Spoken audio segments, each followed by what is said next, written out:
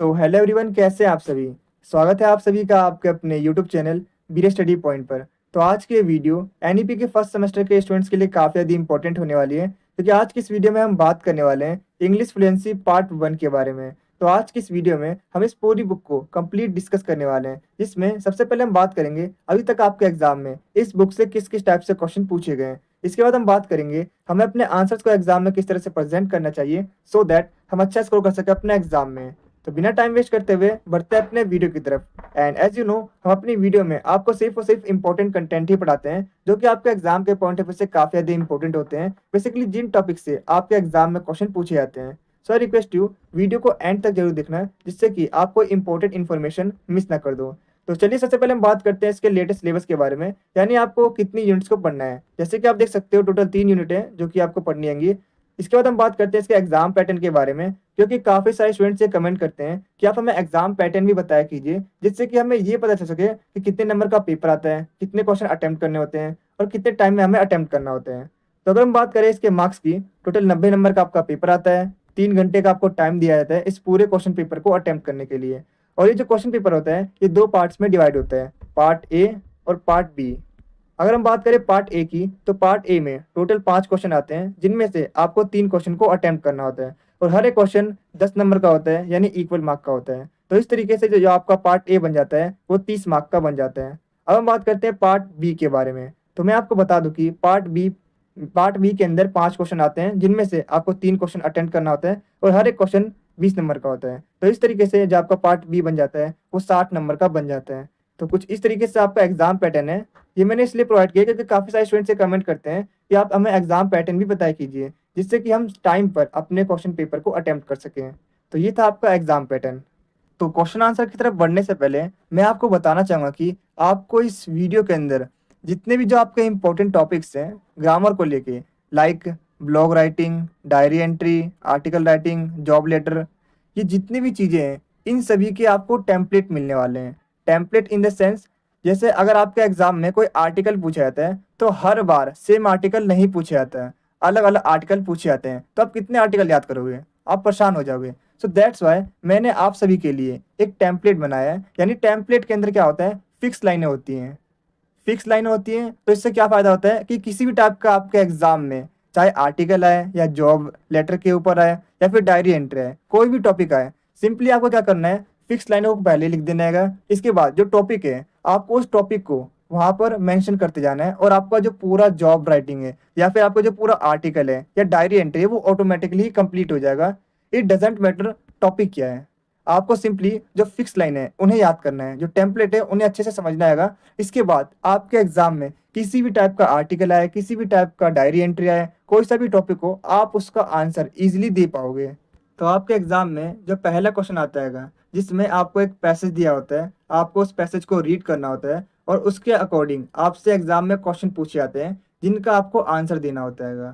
तो इसके बारे में तो आप ऑलरेडी अवेयर हो गए, आपने अभी तक जितने भी इंग्लिश के एग्जाम दिए हैं उन सभी में पहला क्वेश्चन यही होता है, आपको पैसे दिया जाता है, उसका आपको आंसर देना होता है। ये जस्ट मैंने आपको आपके प्रैक्टिस के लिए एक क्वेश्चन मैंने दिया है, जिससे कि आपको प्रैक्टिस हो सके, क्योंकि पैसेज जो होता है वो हमेशा ही अलग आता है। आपको सिंपली प्रैक्टिस करके ही आप पैसेज को अच्छे तरीके से कवर अप कर सकते हो, उसका आंसर दे सकते हो। इसके बाद हम बात करते हैं जो आपके एग्जाम में क्वेश्चन पूछा जाता है वो नोट मेकिंग के ऊपर पूछा जाता है, क्योंकि आपका जो एग्जाम में पैसेज दिया होता है उसी के आधार पर आपको नोट मेकिंग बनाने के लिए कहता है, जिसमें सबसे पहले आपको क्या लिखना होता है, मेन हेडिंग। उसके नीचे आपको उसकी कुछ सब हेडिंग लिखनी होती है, जैसे कि आप देख सकते हो यहाँ पर मैंने आपके लिए प्रोवाइड किया है। आप प्रैक्टिस कीजिएगा, आपको समझ में आ जाएगा। और यहाँ पर आपको की एब्रीविएशन लिखने होते हैं, यानी शॉर्ट फॉर्म लिखने होते हैं, जो भी आपने ऊपर पढ़ा उसके शॉर्ट फॉर्म, जैसे सीसी यानी क्लाइमेट चेंज, कुछ इस तरीके से आपको शॉर्ट फॉर्म बनाने होते हैं। CO2 carbon dioxide. चलिए हम बात करते हैं ब्लॉग राइटिंग के बारे में, जो कि आपके एग्जाम में नेक्स्ट क्वेश्चन पूछे जाता है।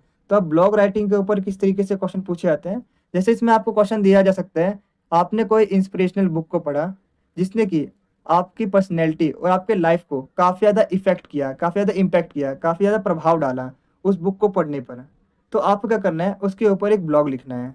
तो कुछ इस तरीके से आपके एग्जाम में क्वेश्चन पूछे जाते हैं ब्लॉग राइटिंग के ऊपर। तो अब हमें ब्लॉग राइटिंग लिखना कैसे है, सबसे ऊपर यहाँ पर हमें लिखना होता है ब्लॉग का टाइटल, जैसे हमने दिया है a book that change my thinking, एक किताब जिसने मेरे जो थिंकिंग है उसे चेंज किया है। उसके जस्ट नीचे यहाँ पर आपको लिखना होता है कि किसके द्वारा ये जो ब्लॉग है वो लिखा गया है, यानी अपना नाम लिखना होता है। तो कुछ इस तरीके से आपको अपने ब्लॉग को लिखना है, जैसे कि आप देख पा रहे हो।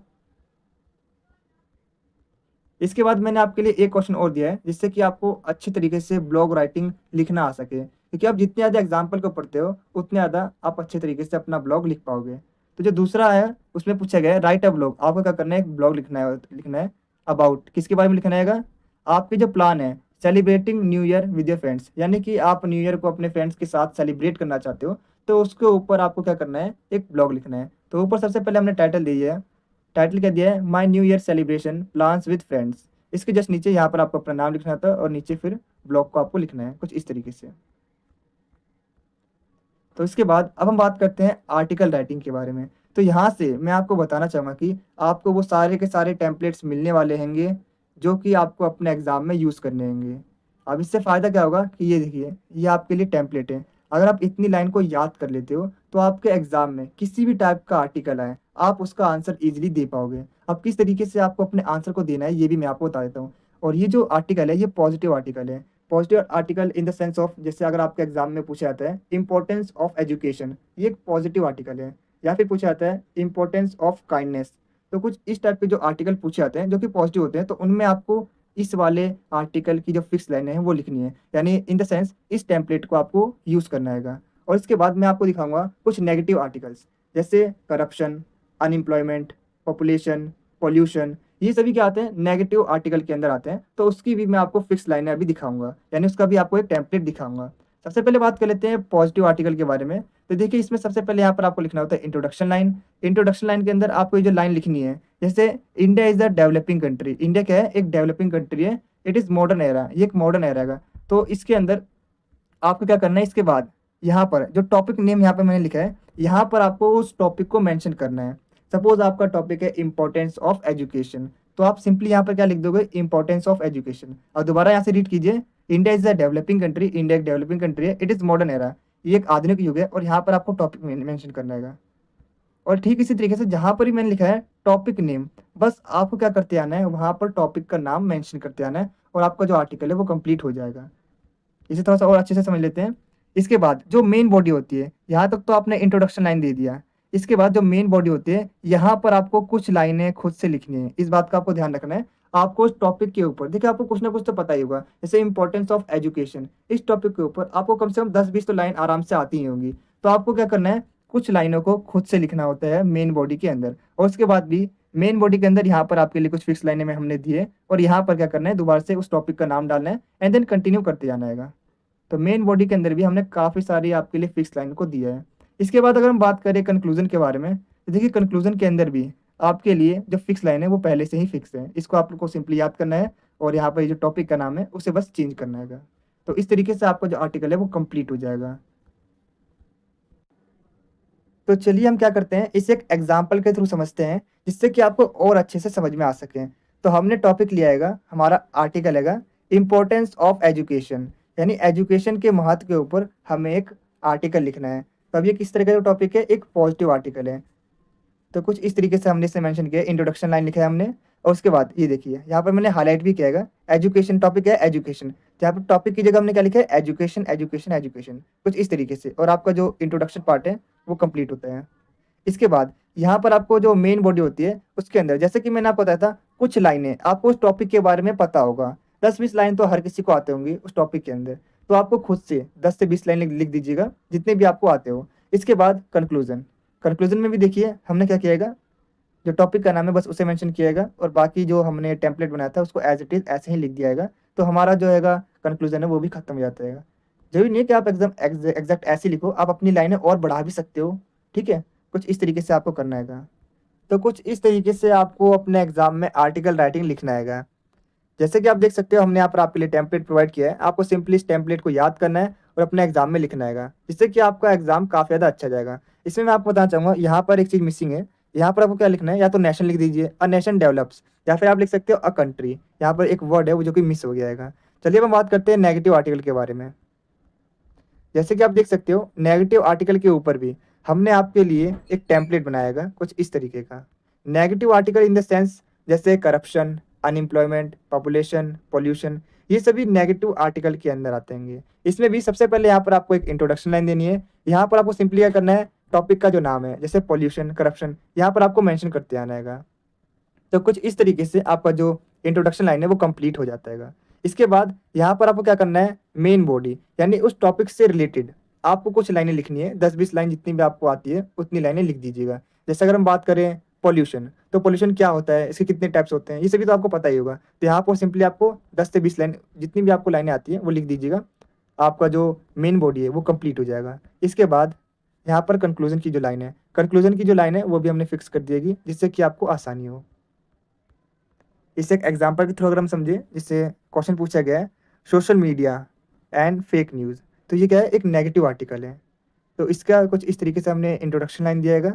और जैसे कि मैंने आपको बताया था, टॉपिक नेम की जगह आपको सिंपली जो टॉपिक का नाम है वही मेंशन करते जाना होता है और आपका जो आर्टिकल है वो तैयार हो जाएगा कुछ इस तरीके से।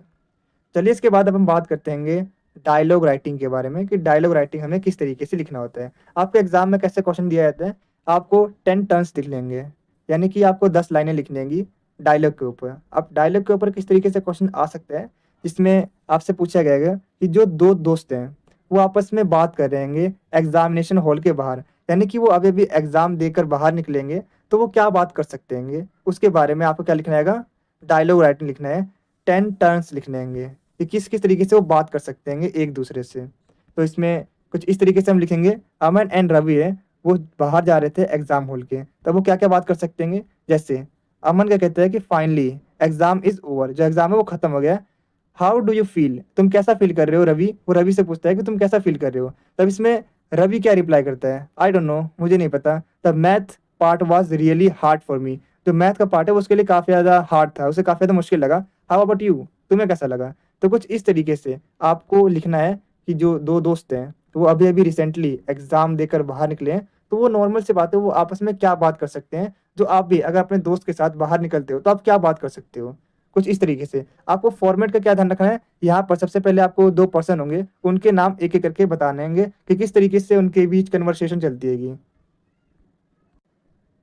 तो अब आपको क्या करना है, ये जो एग्जाम्पल है जो कि मैंने आपको दिया है, इस एग्जाम्पल को आप 1 से 2 बार पढ़िए, आपको आइडिया मिल जाएगा कि किस तरीके से आपको डायलॉग राइटिंग लिखना होता है। तो चलिए हम डायलॉग राइटिंग को एक अनदर एग्जाम्पल के थ्रू समझते हैं जिससे कि आपको ज़्यादा समझ में आए। तो नेक्स्ट क्वेश्चन है जिसमें हमसे पूछा गया है कि आपको 10 टर्न्स लिखे जाएंगे डायलॉग राइटिंग के।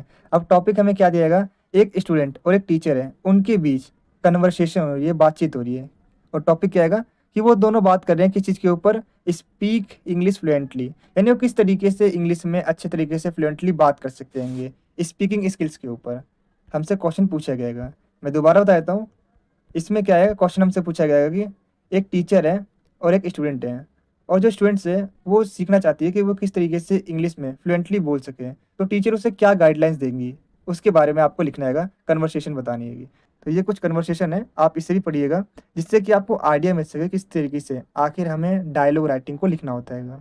तो वीडियो में आगे बढ़ने से पहले मैं आपको बताना चाहूँगा कि अगर आपको इस वीडियो के प्रॉपर आंसर वाले नोट्स चाहिए तो जो नोट्स का लिंक है वो मैंने आपको अपने इस वीडियो के डिस्क्रिप्शन बॉक्स में प्रोवाइड कर दिया है, आप वहाँ से नोट्स को ईजिली डाउनलोड कर सकते हो। अगर आपको ये वीडियो अच्छी लग रही है तो आप इसे लाइक, शेयर और कमेंट जरूर करें, क्योंकि जब आप लाइक करते हो तो हमें मोटिवेशन मिलता है ऐसी और बहुत सी वीडियोस बनाने के लिए।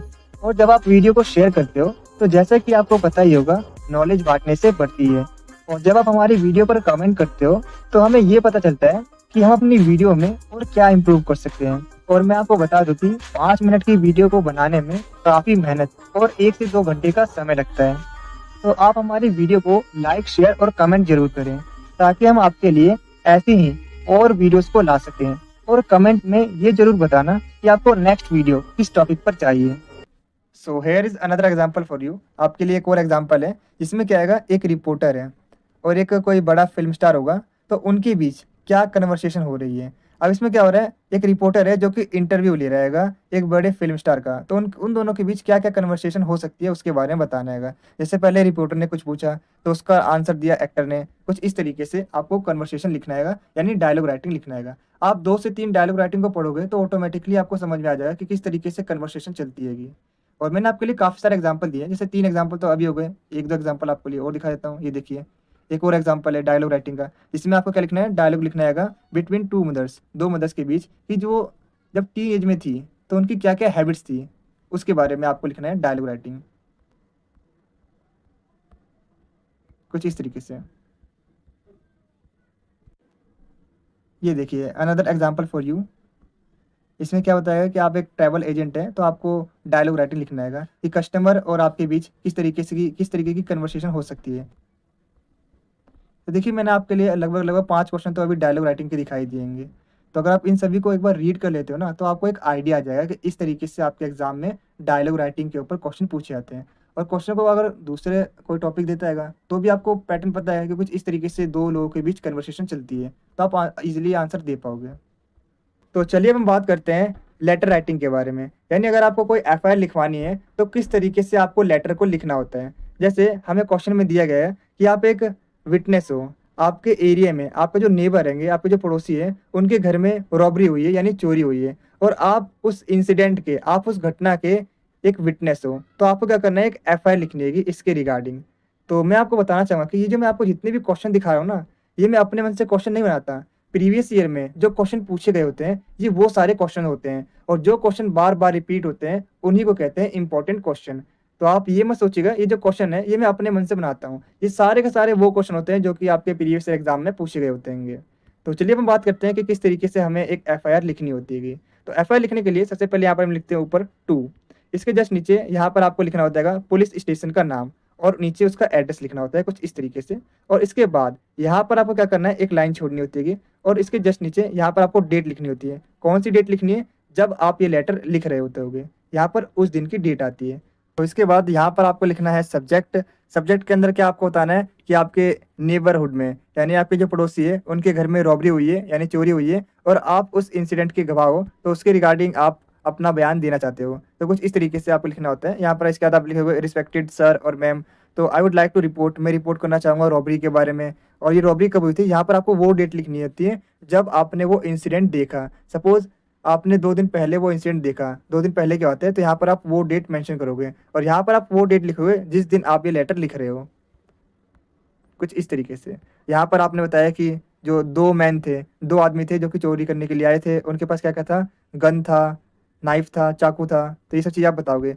इसके बाद आप बताओगे क्या क्या चीज़ चोरी हुई है, और यहाँ पर आप डिटेल में भी बता सकते हो कि जैसे कैश चोरी हुआ है, मोबाइल चोरी हुआ है, credit card, debit card, laptop, ये सारी चीज़ें चोरी हुई होंगी। तो कुछ इस तरीके से आप डिटेल में इन्हें एक्सप्लेन कर सकते होगे। इसके बाद सिंपली आपको क्या लिखना होता है कि thank you for your attention, और मैं आशा करता हूँ कि आप इन सभी चीज़ों को जल्द से इन पर इन्वेस्टिगेशन करोगे। यहाँ पर आपको लिखना होता है योर सिंसियरली, और यहाँ पर आपको अपनी पर्सनल डिटेल लिखनी होती है, जैसे फ़ोन नंबर, एड्रेस, सिग्नेचर, ये सारी चीज़ें आपको लिखनी होती है। तो जैसा कि आप देख सकते हो कुछ इस तरीके से आपको एक एफआईआर का लेटर लिखना होता है।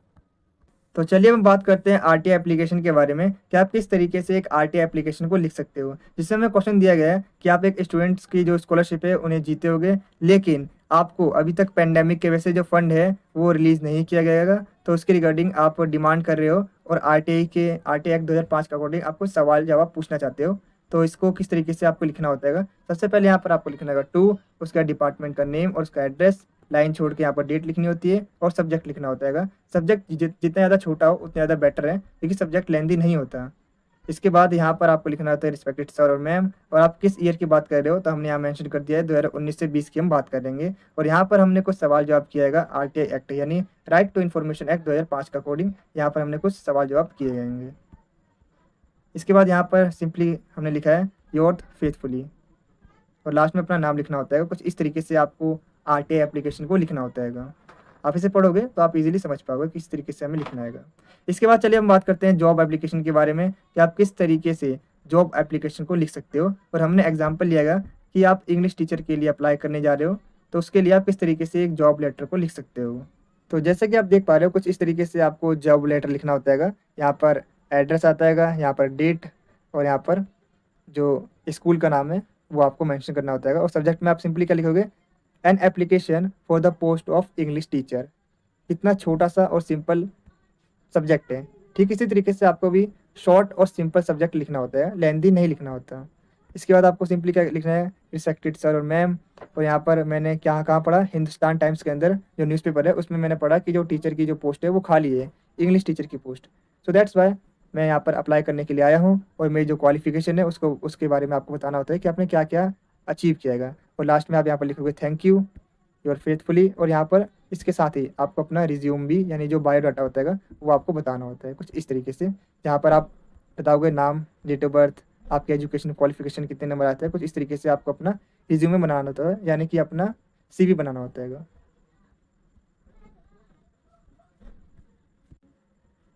तो यहाँ पर आप देख सकते हो एक और लेटर राइटिंग के लिए मैंने आपको एक एग्जांपल दिया है, आप इसे भी पढ़ लीजिएगा। क्योंकि आप 2 से 3 एग्जांपल देखते हो तो आपको अच्छे से समझ में आ जाता है कि किस तरीके से हमें एक लेटर राइटिंग को लिखना होता है, क्योंकि एग्जांपल से ज़्यादा समझ में आता है।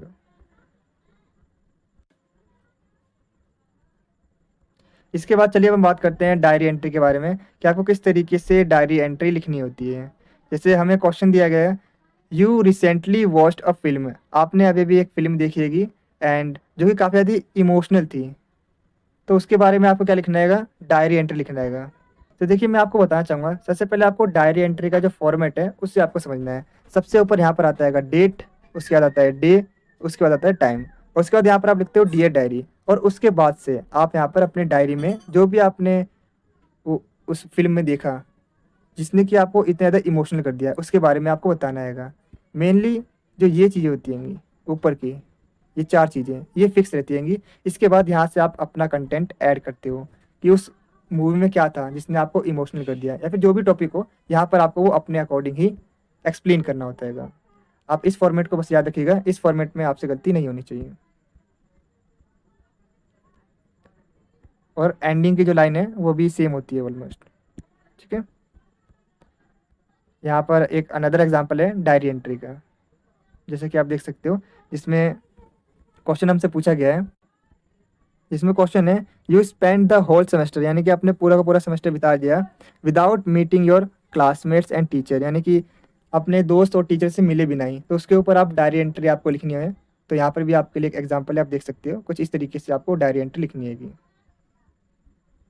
देखिए इसमें भी मैंने डायरी एंट्री के भी 2 से 3 एग्जाम्पल दिए होंगे, तो आप जितने ज़्यादा पढ़ोगे उतने ज़्यादा आपको समझ में आएगा। अगर आपको इस वीडियो के प्रॉपर आंसर वाले नोट चाहिए तो नोट का लिंक मैंने डिस्क्रिप्शन में डाल रखा है, आप वहाँ से नोट को डाउनलोड कर सकते हैं। अगर आपको ये वीडियो अच्छी लग रही है तो आप इसे लाइक, शेयर और कमेंट जरूर करें, क्योंकि जब आप लाइक करते हो तो हमें मोटिवेशन मिलता है ऐसी और बहुत सी वीडियोस बनाने के लिए। और जब आप वीडियो को शेयर करते हो तो जैसा कि आपको पता ही होगा, नॉलेज बांटने से बढ़ती है। और जब आप हमारी वीडियो पर कमेंट करते हो तो हमें ये पता चलता है कि हम अपनी वीडियो में और क्या इम्प्रूव कर सकते हैं। और मैं आपको बता दूं कि 5 मिनट की वीडियो को बनाने में काफ़ी मेहनत और 1 से 2 घंटे का समय लगता है। तो आप हमारी वीडियो को लाइक, शेयर और कमेंट जरूर करें, ताकि हम आपके लिए ऐसी ही और वीडियोस को ला सकें।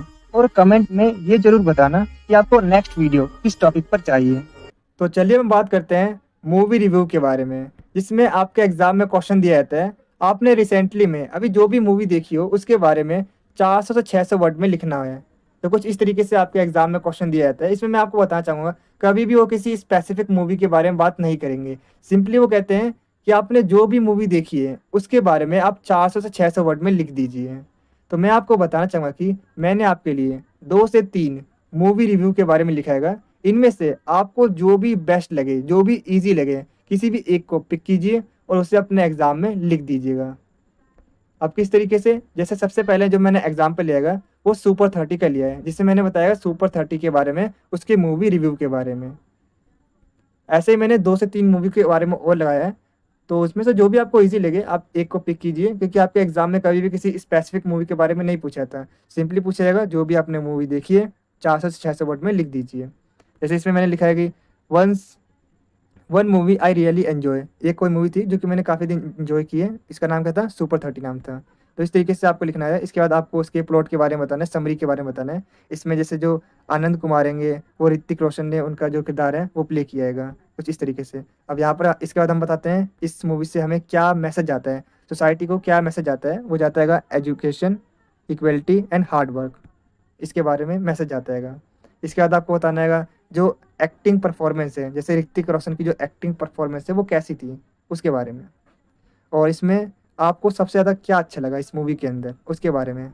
और लास्ट में हमने यहाँ पर कंक्लूजन लिख दिया है इस मूवी का। ठीक है, इसी तरीके से मैंने एक जो दूसरा एग्जांपल दिया है वो दंगल। ये वो सारी मूवीज़ है जो कि काफ़ी ज़्यादा फेमस है, काफ़ी ज़्यादा अच्छी हैगी, और टीचर अगर इन सभी मूवी को देखते हैं तो वो अच्छे मार्क्स दे देंगे। तो मैं आपको यही रिकमेंड करूँगा, जो मैंने आपको मूवी प्रोवाइड की है इनमें से कोई भी आप 2 से 3 मूवी मैंने प्रोवाइड की है, इनमें से जो भी आपको एक बढ़िया लगे, कोई किसी भी एक को पिक कीजिए और वहीं अपने एग्ज़ाम में लिख के आ जाइएगा। जैसे कि आप देख सकते हो, इसमें आपने आपसे पूछा गया है, right a review of a movie या फिर वेब सीरीज़ के बारे में जो कि आपने रिसेंटली में देखी हो। यहाँ पर भी हम दंगल के बारे में इंट्रोडक्शन लाइन देंगे, उसके प्लॉट समरी के बारे में लिखेंगे, जैसे इसमें कौन थी, बबीता थी। और उसके बाद हम यहाँ पर लिखते हैं कि इस मूवी से क्या मैसेज आता है सोसाइटी को। और इसके बाद एक्टिंग परफॉर्मेंस कैसी लगी आपको, जो किरदार थे, और उसमें आपको सबसे अच्छा क्या लगा, और लास्ट में कंक्लूजन। तो कुछ इस तरीके से आपको मूवी रिव्यू के बारे में लिखना होता है। तो वीडियो में आगे बढ़ने से पहले मैं आपको बताना चाहूँगा कि अगर आपको इस वीडियो के प्रॉपर आंसर वाले नोट्स चाहिए, तो जो नोट्स का लिंक है वो मैंने आपको अपने इस वीडियो के डिस्क्रिप्शन बॉक्स में प्रोवाइड कर दिया है। आप वहाँ से नोट्स को ईजिली डाउनलोड कर सकते हो। जैसे ही आप हमारे नोट्स को डाउनलोड करते हो, सबसे ऊपर यहाँ पर आपको शो होगा हमारे चैनल का नेम, उसके जस्ट नीचे यहाँ पर आपको शो होगा सब्जेक्ट का नेम, जो कि है इंग्लिश फ्लुएंसी पार्ट 1।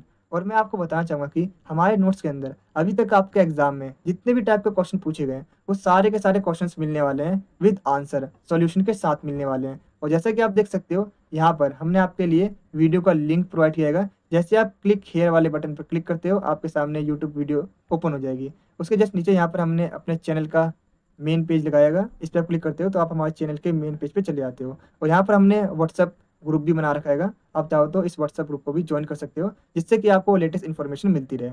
और अपने नोट्स के अंदर सबसे पहले यहाँ पर हमने आपको शो किया है लेटेस्ट सिलेबस के बारे में, जैसे कि आप देख सकते हो। इसके बाद यहाँ पर हमने आपको समझाएगा आपके एग्जाम पैटर्न के बारे में, क्योंकि काफ़ी सारे स्टूडेंट्स ये कमेंट करते हैं कि आप हमें एग्जाम पैटर्न ही बताया कीजिए, जिससे कि उन्हें ये पता चल सके कितने नंबर का पेपर आता है, कितने टाइम में अटेम्प्ट करना होता है, कितने क्वेश्चन अटेम्प्ट करने होते हैं। इसके बाद आप देख सकते हो यहाँ पर हमने डिटेल में क्वेश्चन आंसर को डिस्कस किया है। और जो नोट्स का लिंक है वो मैंने आपको डिस्क्रिप्शन बॉक्स में प्रोवाइड कर दिया है, तो वहाँ से आप डाउनलोड कर सकते हैं ईजिली। और मैं आपको बताना चाहूँगा, ये जो नोट्स है ये काफ़ी ज़्यादा डिटेल में सर्च करके बनाए गए हैं। अगर आप इन नोट्स को यूज़ करते हो अपने एग्ज़ाम में, तो डेफिनेटली आप अपने एग्ज़ाम में अच्छा स्कोर कर पाओगे। यहाँ पे मैंने आपको हर एक क्वेश्चन के कम से कम 2 से 3 एग्जाम्पल दिए होंगे, जिससे कि आपको ज़्यादा अच्छे से समझ में आए। और मैं आपको बताना चाहूँगा कि अगर आपको ये वीडियो यूज़फुल लगे, तो please I request you, video को लाइक, शेयर और सब्सक्राइब करना मत भूलिएगा, जिससे कि दूसरे स्टूडेंट्स की भी हेल्प हो सके।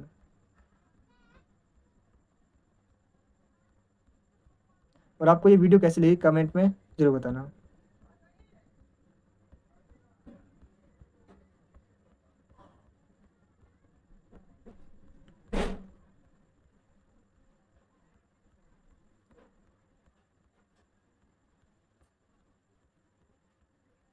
तो यहाँ पर होते हैं हमारे नोट्स एंड। तो आपको ये वीडियो कैसी लगी कमेंट में ज़रूर बताना। Thanks for watching this video.